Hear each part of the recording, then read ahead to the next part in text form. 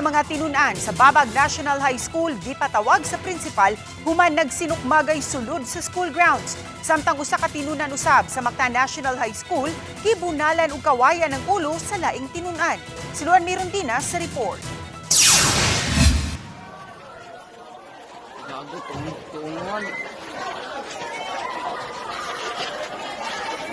Nakuhaan sa usa ka netizen ang nahitabong sukmagay sa atubangang bahin sa school canteen sa Babag National High School niadtong September 8 sa hapon atul sa break time.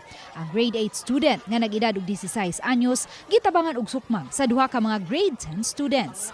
Nahunong ra hinuon dayon ang insidente human gibadlong sa ilang mga magtutudlo.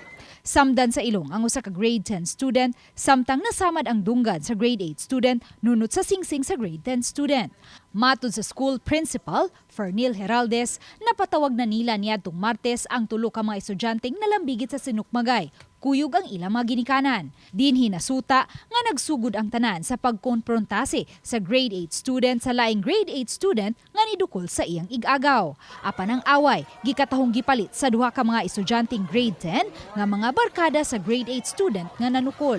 Diri gyud ang parents sa katong gibuli o katong nagsumagay, pero wala ang parents sa katong nilaban sa nagbuli. Sa umoto wala pa to siya mo to magpaabot po kami atong parent nga wa mo to nga karong alauna na pod. Ang pagpanukol nahitabo niadtong August 29 sulod mismo sa classroom. Kining isa nga nanakol ningon ni bahad na ako during my class. Daklon ti karon. So akong gi-remindan ko ayaw gyud dakla.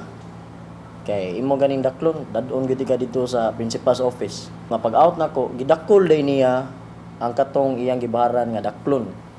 Karon pag dakol niya ang bata siyempre wala dayon ni sumbong sa kuha kay nahadlok siguro nga. Pagkagabi ni ana ni chat ang inahan ngadto sa maestro ug ni pahibaw sa nitabong pagpangbuli ug pagpanukol sa iyang anak. Ug niadtong September 3 ni patimaw sa tunghaan ang inahan sa batang nanukol uban ang iyang anak. Ug napasabot sila sa magtutudlo sa gihimo niining pagpanagmal ug sa posibleng sanksyon nga iyang atubangon. Morning dated September 3, 2025, ni pirma both parents sa nanakol ug ang nidakol. Nga di na gyud mousab. Karong hapon, subling gipatawag sa school principal ang tulo ka mga estudyanteng nalambigit sa sinukmagay aron mapahibaw sila sa resulta sa investigasyon ug sa sanksyon nga ilang atubangon. Ang ato anang ikakuan is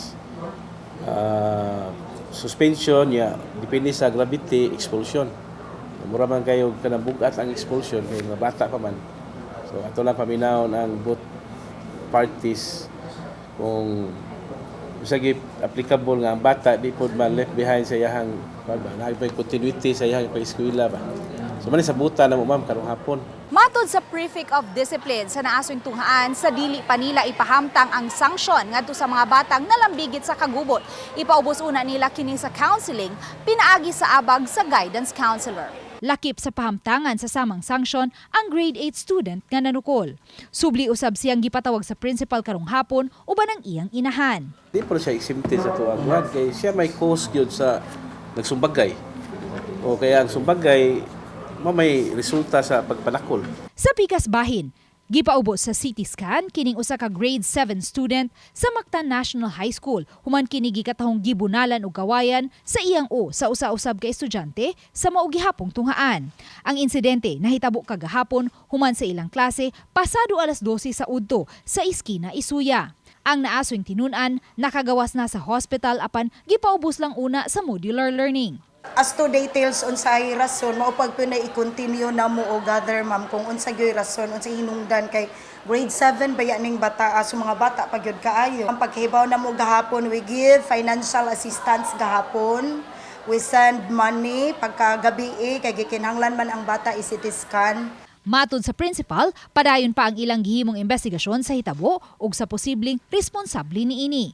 Padayon pa usab nga gikuhaan sa RTV Balitang Bisdak ug habig ang biktima ug ang mga ginikanan niini.